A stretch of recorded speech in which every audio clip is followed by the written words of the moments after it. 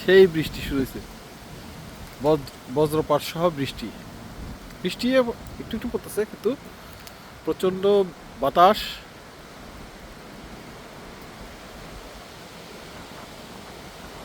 হঠাৎ কিছুক্ষণ আগে ভালো ছিল, কিছুক্ষণ আগে নর্মাল ছিল, কিন্তু এখন সেই কাল বৈশাখী আর মতো।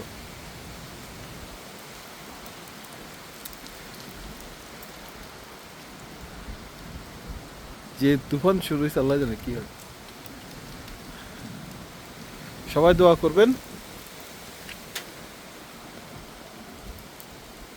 অনেক পাখিরা এই গাছের মধ্যে বসবাস করে, তো ছোট ছোট বাসাগুলা